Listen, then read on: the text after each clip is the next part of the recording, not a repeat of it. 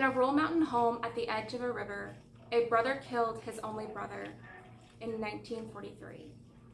This crime that ended a family line occurred amidst Franco's regime in Spain and amidst World War II in France. It occurred in the microstate of Andorra, which borders both countries, and whose government is still influenced by its neighbors. This fratricide occurred in a place relatively unknown until now. And I'm hosting this episode of BookTube featuring Set Lletanies de Mort, 7 Litanies of Death by Antoni Morell Mora, and Morts qui os han mort, Dead Ones Who Killed You by Iñaki Rubio Manzano.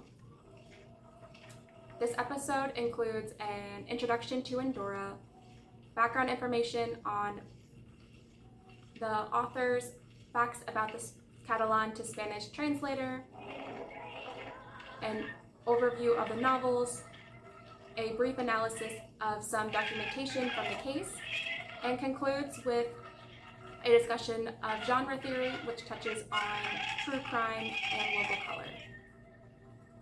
Now, let's crack this case open.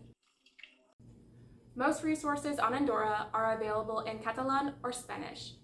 Some are available in French or Portuguese, and even fewer are available in German or Russian.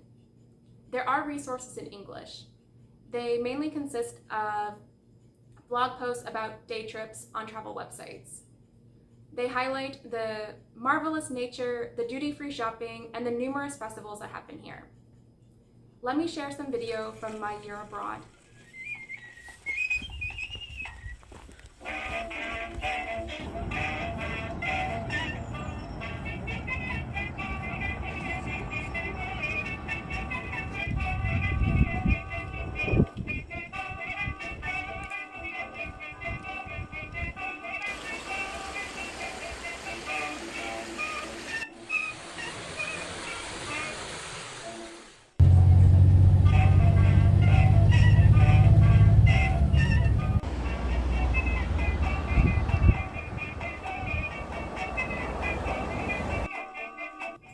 Andorra of the present is not the same as Andorra of the past. Using materials from the National Archive of Andorra, let's travel back to the mid-1900s.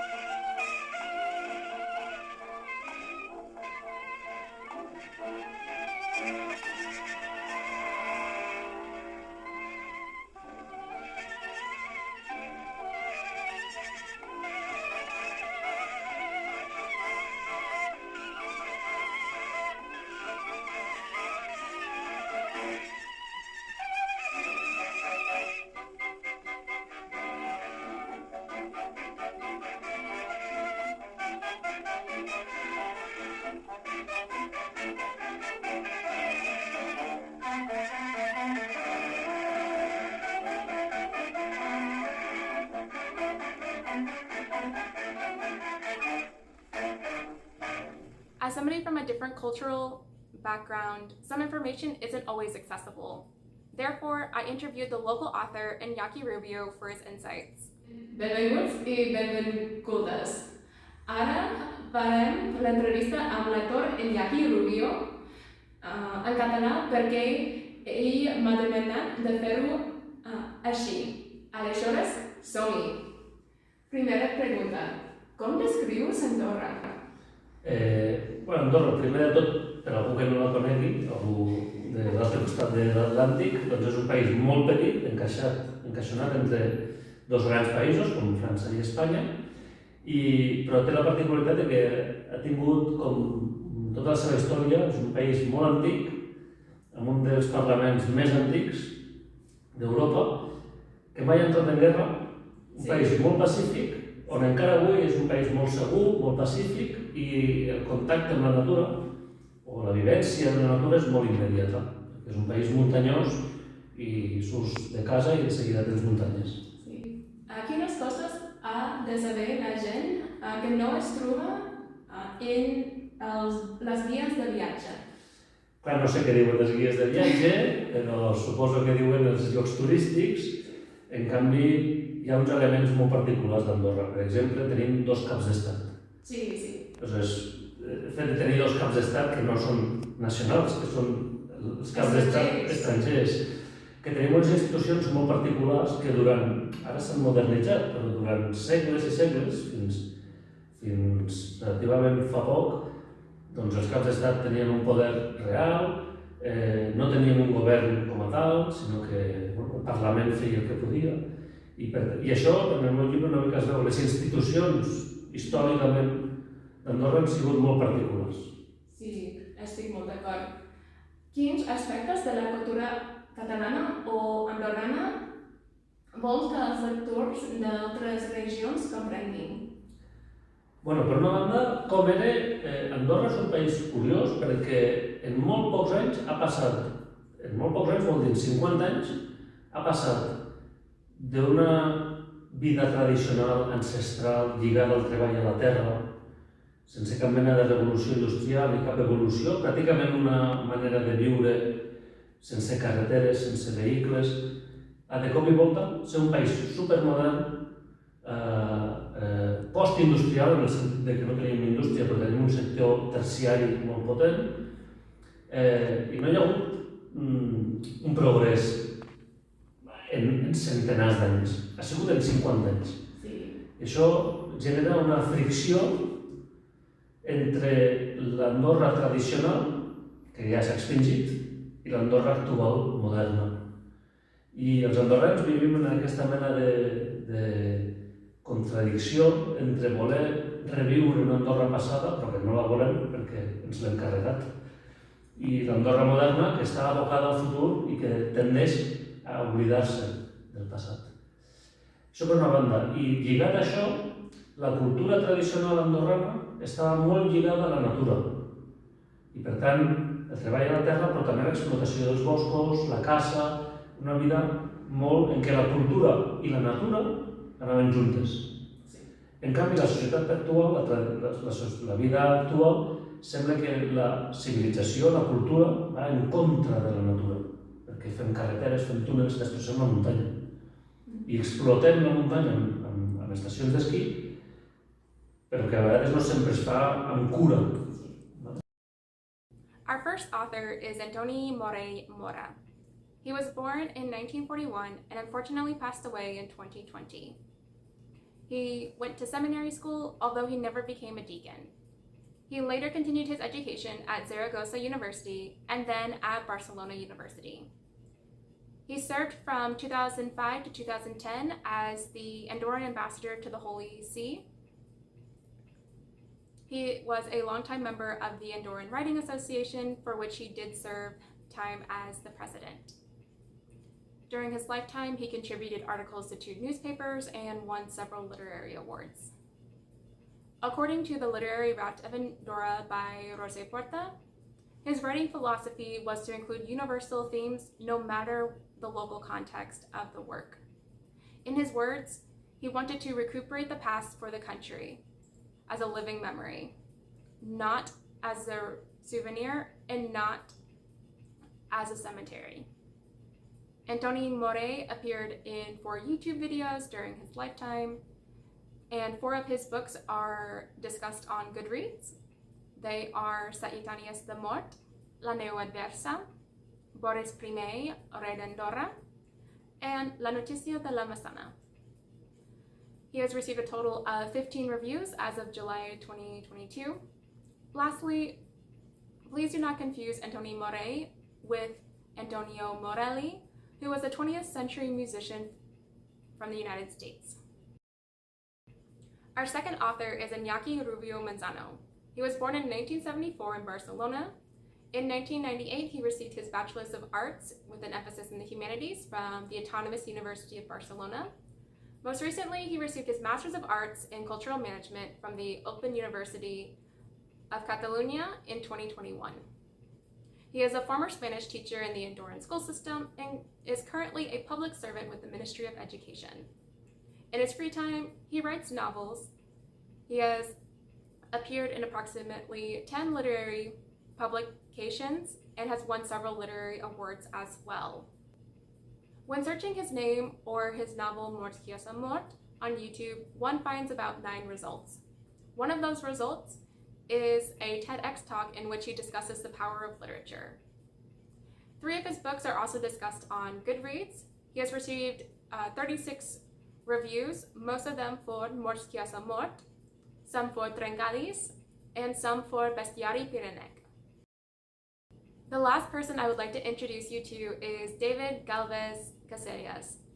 He was born in 1970 in Catalonia.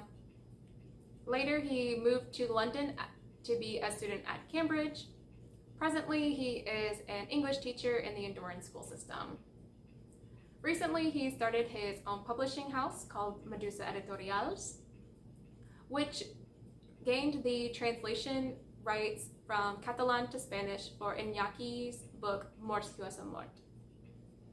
David Galvez has written 4 pieces of nonfiction and 6 pieces of fiction. His 2016 novel, Forma, was the inspiration for music by the Andorran group Estereo Funk.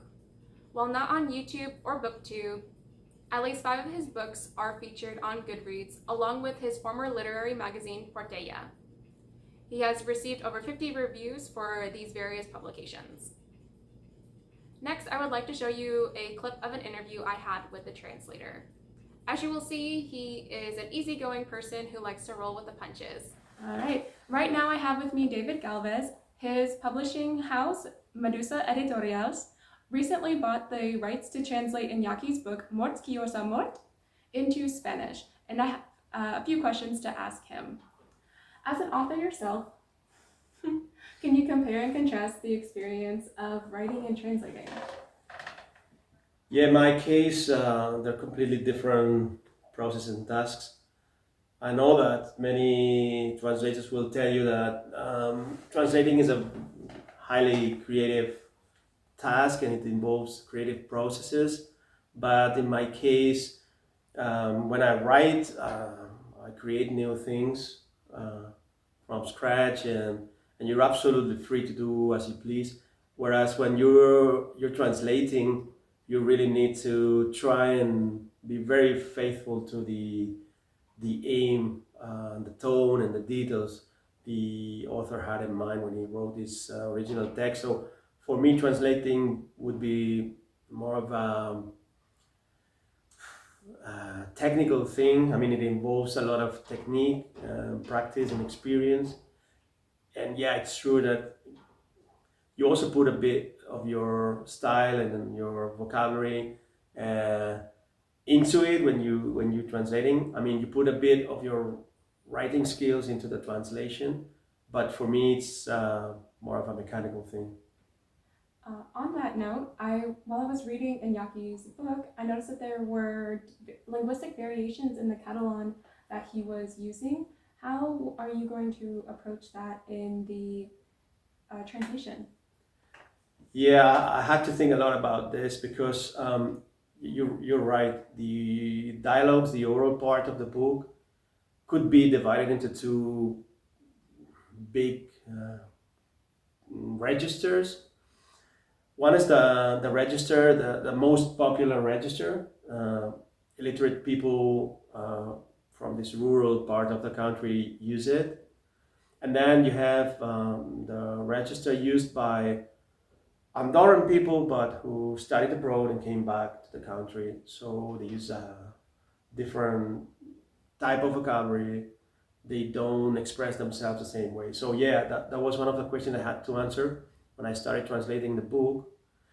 And I decided I could not stay absolutely faithful to the original, the Catalan original, because if I had to translate the two registers into Spanish, I had to choose specific local dialect, which would be placed outside Andorra, and it would sound, I think it would sound a bit fake.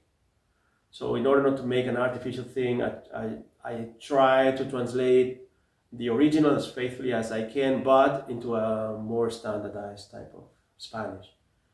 The vocabulary is basically what makes the difference. The type of words used in the two different registers will tell you where you are, who's speaking. That's amazing. Yeah. Well, I don't know. It's a solution. I think it will work. Yeah. Well, a lot of people might not know that translating requires so much decision making. Yeah. Now that we know the authors, let's get to know the books and the research. Shortly after the incident, in December 1943, Jacques Duel wrote an article in the French newspaper Un Grand Pont Paysan, in which he made a prophetic claim. Et l'on parlera longtemps dans les maisons de pierre grises de l'histoire de cet homme qui, sans souci de troubler la paix ancestrale de l'Andorre, avait tué son frère pour avoir à lui toute seule l'héritage du père. Jacques Duel was right. We are still discussing the case to this day. Similarly, Set Yetanias de Mort is dedicated to a valley that no longer exists. Here, valley is a substitute for Andorra. What Morey is saying is that the book is dedicated to an Andorra that no longer exists.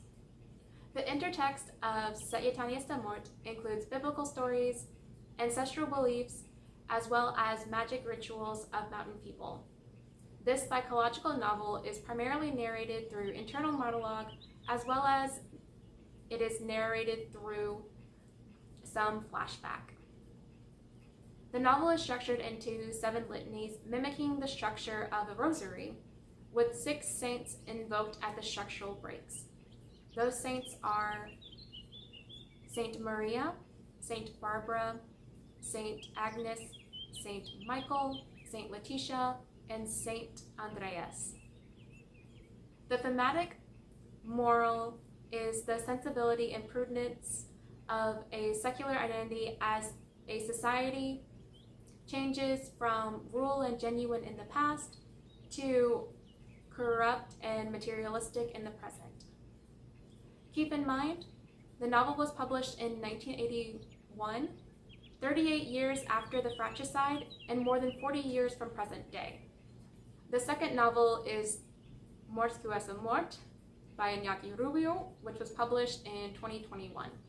The novel is divided into 2 parts. The first part looks at the death of Antonia Ren, and the second part looks at the aftermath, which includes the trial and sentencing of Perea Ren. The author spent about 5 years researching the case, which comes across into the level and depth of research. That research is demonstrated into the short chapters that take a deep dive into analyzing a character's perspective or analyzing a piece of evidence or red herring. Not only is the reader taken on a journey with the criminal case, but the reader is also taken on a journey of self-discovery with the novel. In another piece of research published the same month as the execution, October 1943, Jose Melagelana shares his contemporary thoughts on the case. He expresses similar beliefs to those as the aforementioned Jacques Duel. País impregnado de juridicidad y de legalismo por varias causas, algunas de las cuales dejamos puntada, todo lo refiere al sistema que le permite vivir este régimen de privilegiada excepción, régimen de suma paz, de excelsa tranquilidad. Ha dado muerte al asesino por asesino, claro está, pero ha visto en él antes que al criminal, al traidor de su sistema político-social. Now let's get to know our two victims, Antoni and Pere. They share the same father, who was born around 1850 and who passed away around 1920. The first child, Antoni, was born in 1887. Unfortunately, several years later, his father's wife passed away. The father remarries, and when the father is 62 and Antoni is 26, Pere is born in 1913. Pere will lose both of his parents by the time he is 11. Before that, he started going to the French school in Canillo, where there is at least one documented incident of misbehavior. The central conflict of the novel is a matter of inheritance. In this time period, Andorran society was a bit frugal. All the inheritance went to the oldest son of the household. Typically, younger siblings would support the house or the older sibling or the parent, depending on the case, by finding work in Andorra or finding work outside of Andorra, with the latter most often being the case. When that would happen, often the younger Andorran siblings would permanently relocate. When Pere was 20, Antoni asked him what he was going to do. Pere said that he would find work like he's been trying to do, but ultimately nothing was found. This was a concern for Antoni because he thought that Pere did not have what it took to be a mountain man. When Pere was 20, the year was 1933. Franco is slowly gaining power, and in 1936 until 1939, there will be the Spanish Civil War, and Franco's dictatorship will last until 1975. Also in 1933, Nazi Germany began, which would last until the end of World War II. During the ensuing years, many people would come to Andorra as a refugee. According to the book on Andorran administrative legislation in the 1900s, 28 laws were passed pertaining to food rations in Andorra. Food rations such as bread, flour, meat, milk, etc. Of the 96 laws that were passed during this time period, those 28 represent 30%. When considering hunting, fishing, and shopping regulations, that number jumps to about 50%. This time period in which the novel takes place is not an easy one for neither Andorrans nor for the refugees. After World War II and after Franco, the Andorran population continued to grow. To highlight the changes in the population during the 20th century, I have created a population table to highlight the population growth of select cities in Spain, France, the United Kingdom, and the United States.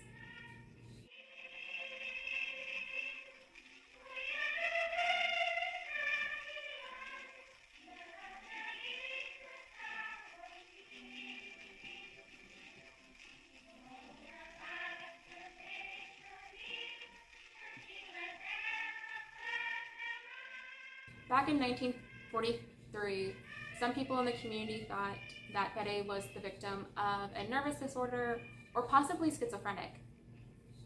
It did not help the matter that between the death of his brother Antoni on July 31st and his execution on October 18th, he spent about 3 months alone in a prison cell. His primary visitor was the local priest. I was able to discuss these aspects as well as other aspects pertaining to true crime with the author Iñaki Rubio. So let's continue cracking this case open. I tot això és Andorra avui en dia i els autors del teu llibre podem aprendre la cultura del passat i a través d'un crim real. Sí. Què significa el gènere literari de crims reals per a una població catalanoparlant? Bé, diguéssim que en la tradició literària i en la tradició cultural el tema dels crims reals sempre venia de fora. És a dir, per exemple, a Sant Freda, de Truman Capote o d'altres llocs, les històries que s'explicaven eren com de lluny. Semblava que aquí, a Andorra o a Catalunya, doncs no hi havia crims reals dignes de ser explicats. Quan hem començat, jo i altres autors, a explicar crims reals, ha despertat en la societat una comprensió de dir, un mirall, de dir, ostres, és que el mal no és de lluny, també el tenim aquí. I el fet de que es parli dels crims reals i sigui no ficció, sinó realitat, ha recordat a molta gent això, que vivim en una societat que tendim a idealitzar la vida i a no mirar la maldat que hi és. Cada ubicació real de crims es fa més autèntic per a algunes comunitats? Sí, jo crec que justament el fet de que les ubicacions, els llocs siguin reals i avui els puguis visitar, encara els fa més durs. Perquè és el lloc on tu o jo o qualsevol de nosaltres pot passejar pels capítols, pels escenaris del meu llibre, podem anar-hi demà, podem veure els espais, podem veure on van executar d'una manera brutal a una persona. Això ho fa més dur, més colpidor per la persona, per el lector. Sí, una cosa que m'agrada del teu llibre és totes les perspectives diferents a través dels personatges. I la pròxima pregunta és amb qui has sentit més compassió i per què? Primera, que una mica ja t'he dit abans, he intentat entendre a tots els personatges, a tots. Hi ha moltíssims punts de vista perquè qualsevol que va estar implicat en el cas es va veure en una situació compromesa. Doncs perquè havia de jutjar una persona, perquè havia de llegir la sentència, perquè l'havia de detenir, per molts motius.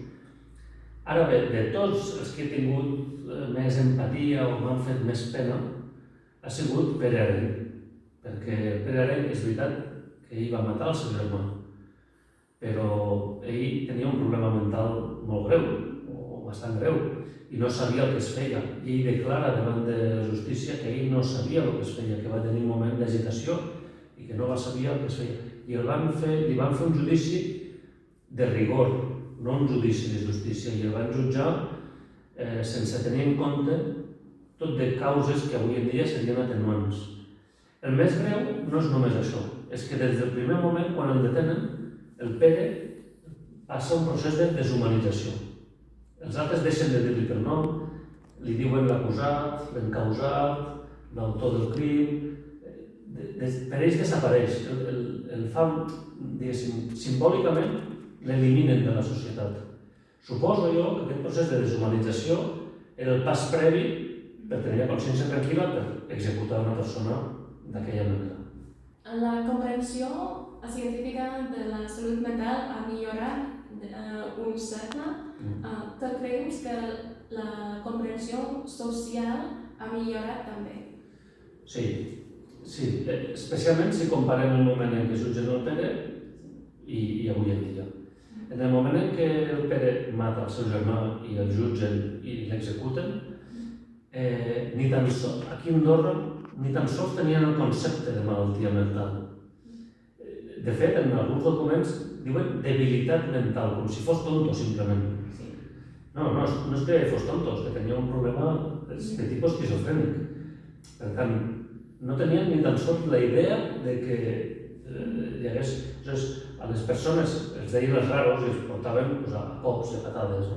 En canvi, avui en dia, la gent, clar, té diagnòstic, té un seguiment, té tractament, i té una mica de... És veritat que s'ha d'evolucionar més, perquè la malaltia mental encara té molts tabús i moltes connotacions, no?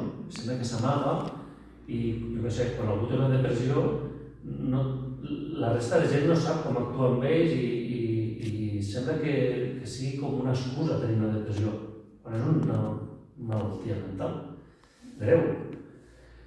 S'ha evolucionat, encara hi ha molt camí per fer, es pot evolucionar més. Va ser difícil de forma personal escriure de les víctimes? Sí. Sí, perquè com que jo em posicionava en el paper de tots els personatges,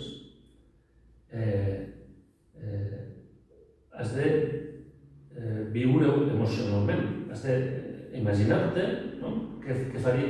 I clar, jo aquest llibre he trigat uns 5 anys a escriure'l, m'he passat 5 anys intentant posar-me en la pell de tots aquests que es troben en una situació nefasta, en què hi ha homicidis i injustícia. Doncs per mi ha sigut dur emocionalment. També ha sigut una experiència creativa molt interessant, perquè finalment pots passar-te uns anys vivint en un altre món. I creus que el llibre ha sensibilitzat més a tu, l'escriptor, o als lectors, o a ningú? Jo crec que la intenció meva era sensibilitzar, justament.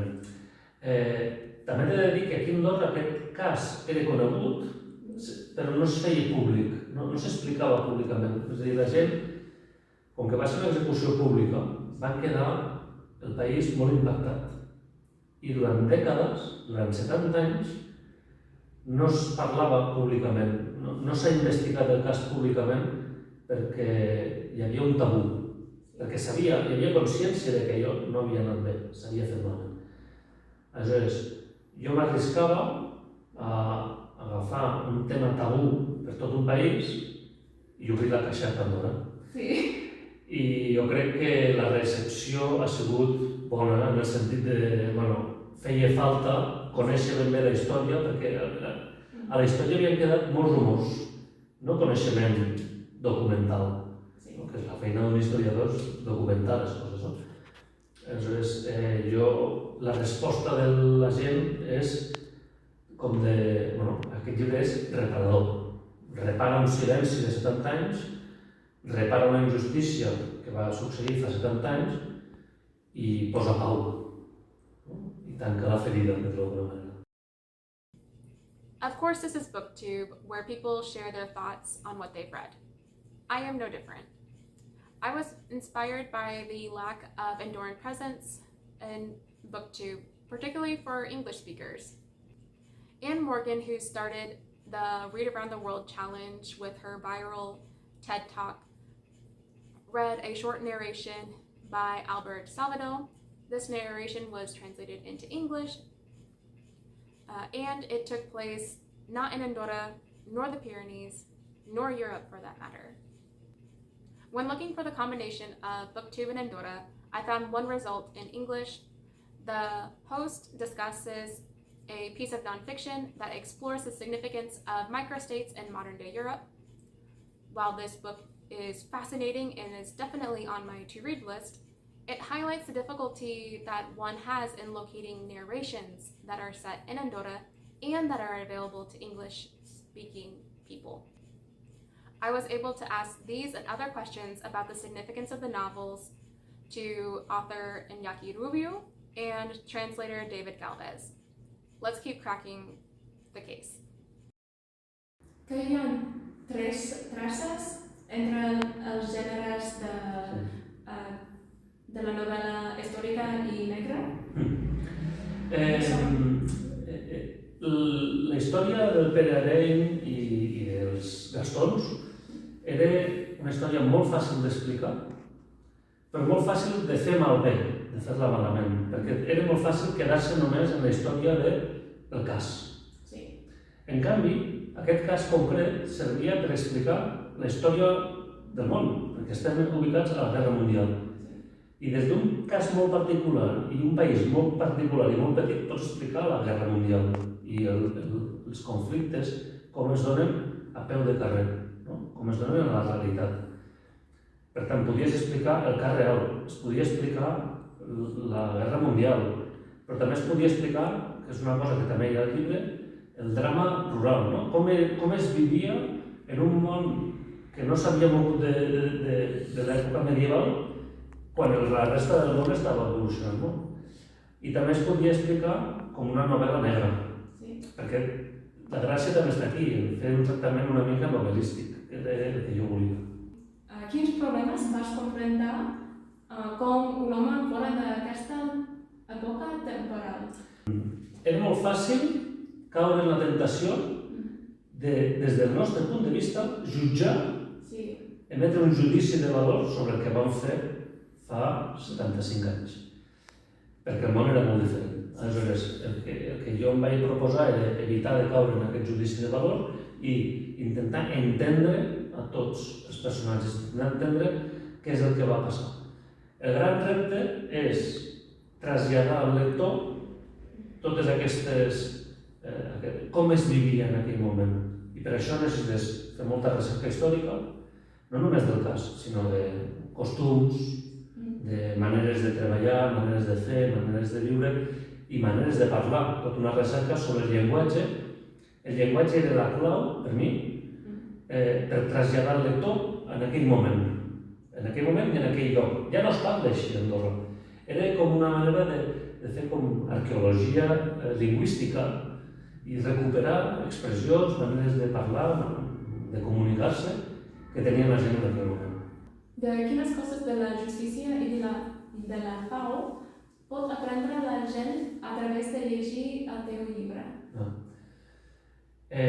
Clar, són dos temes claus en el llibre, la justícia i la pau, no? Perquè partint d'un cas particular, superlocal, una anècdota gairebé, si tu vols, però els temes són universals. És la justícia, la pau, la comprensió de l'altre, les segones oportunitats. Aleshores, jo crec que hi ha una cosa fonamental, i per això era interessant aquest cas. Es dona la paradoxa de que Andorra és un refugi de llibertat i de pau per tots els que estan fugint dels nazis o de Franco. I venen a Andorra, i es refugien a Andorra, i en canvi a Andorra s'executa una persona d'una manera salvatge. Això que ens d'alguna manera engrinolava, no? Està clar que Andorra era un país molt fràgil en aquell moment, però en aquest xoque està clar que si no hi hagués hagut una guerra mundial i la pressió que això significa, potser sí que hi hauria hagut justícia. Per tant, perquè hi hagi justícia, és necessari que hi hagi pau. No pot haver-hi justícia si no hi ha pau. De l'altra banda, creus que la lectura obsessiva d'aquest tipus de gènere poden afectar a la moralitat de les persones? Clar, pot passar. És a dir, és una arma, no? De doble fil. Perquè, per una banda, va bé, com et deia al principi, conèixer que el mal està per tota la maldat i els crims estan a tocar de casa i, per tant, no som un paradís, sinó que el mal no és sempre lluny, sinó que tenim a la porta. És bo saber-ho, però si et dediques només a consumir aquest tipus de productes literaris o cinematogràfics, evidentment acabes percebent que tot allò és com ficció, t'acabes insensibilitzant, aleshores no, es produeix l'efecte contrari, és que perds la noció de realment què és el mal. That make you, or how do you want the public to feel in while reading these facts? Yeah, well, it's not a decision I'm making as a translator, because I'm just trying to simulate the objectives that the original author had in a different language. So I have to put myself into his shoes and think, what was he trying to achieve? And then I have to find a way to get there with a different language with a different set of words, with other idiomatic expressions, etc. But what I want the reader to feel or to understand has to be the same. Yes. So I have to try and find my way there. On the topic of true crime, how do you think that reading true crime can affect like the local psyche, or maybe a reader's perception of what happens in this area? It can affect a lot. It can change the way we perceive things in a big way, because like this specific topic, the murderer was put to death, and he was the last person to be put to death by justice in Andorra, and that really marked the psyche. I mean, that was a big thing, and some people felt they didn't do all they should have to change the situation and help this person who apparently was not mentally healthy. Some people felt like ashamed because they were part of a society that tolerated this, that permitted this, that didn't do anything against it, that didn't find a better solution to it. I mean, they couldn't find a way to help this person. That marked the psyche of Andorra, and the fact that Iñaki is now telling the story from many different perspectives is helping a lot of people to try first and understand what happened, because Iñaki provides a lot of information, and when he does not have the information, he provides possible answers or reflections, or when he makes up part of the story, and that helps a lot. That helps people first understanding what happened, and having a better understanding, a richer understanding, and also some of them understood that maybe the context forced the justice at that time to act the way they did. So people were feeling guilty, and through a true crime book, you can reshuffle the cards in a way, you know? Yes. So make some people come to terms with some part of the story, some part of the national history. So true crime can be very much tied to the place that it happens. So how what is the value of reading books from other cultures or other places? Yeah, true crime is a great way and a very graphic way to learn about other cultures. If you read not only true crime, but also Historical fiction? Yeah, historical fiction, or I was thinking of, I don't know what you call them, detective stories, or mystery novels. Yeah, mystery novels, etc. I'm very much into it. If you read about a specific city in Sweden, you will learn about politics, you will learn about the way people relate to each other, you will learn about the way people feel about certain aspects of their society, etc., etc. So it's a very nice way of entertaining yourself while learning new things about other cultures. So I think it works. We can all relate to that. What would you like to say to an Anglophone public about the world of non-Anglophone literature? Give it a chance.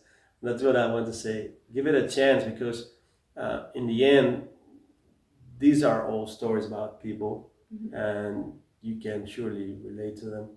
We've been watching American films, American series, reading American literature for decades, and it works, and it would work. It works perfectly the other way around. So give it a chance. You may find that it's not so different. Yeah? And so my last question is, do you think this book could ever be translated into English someday? Yeah, I do. I think it would work perfectly. It's a very good book. There's a lot of research into it. The writer is not a person who's starting right now. He's been writing for many years. He's got a solid style, and this came as a boom. But it's really something that if you know the writer and you know the books he was working on, you know it would happen in the end, because the quality of the book is I mean, it's a very solid story, very well narrated, a lot of angles, a lot of research. So yeah, it would work in any language, also in English. I don't have a doubt. That's why I'm translating it right now into Spanish, because I think this story, which is a very local story, written in a local manner. yeah, in a local, yeah, and Catalan is not a big thing in Europe, I mean, in terms of speakers, but I think it will work in Spanish. It could work in English as well, no doubt. Well, thank you very much, David. It was a pleasure talking with you. Això són totes les meves preguntes. Que tens tu un comentari final? No, bueno, jo convido a la gent gràcies, primera, per l'entrevista, i que jo crec que és interessant llegir el llibre, el cas, doncs perquè faig una cosa que han de fer els bons llibres de crims reals, que és no només explicar-lo, sinó explicar la versió que hi havia prèvia, que era incompleta, que era parcial, que estava plena de rumors i de llacunes, revisar el cas. I això dona una nova llum. No és només explicar la història, sinó donar-li un sentit nou. I per mi aquesta era potser la gran tasca que jo creia que havia de fer. I gràcies per la teva feina d'escriure aquest llibre. Clearly, this case still has a lot of content to crack open. Mountains, gender, mental health, family bonds, psychology, sense of community or nationhood, international relations, war, etc.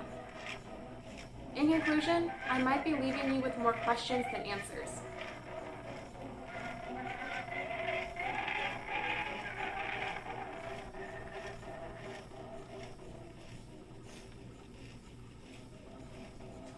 So, I have not revealed all the secrets of the case, but if I could leave you with one last teaser, it is that more than the deaths of the two victims, Antoni and Vera, are discussed in the novels. If available and capable, I recommend you to read these novels to understand the nuances of the case. Preu recordeu els llibres en fan lliures. In short, remember, books set us free.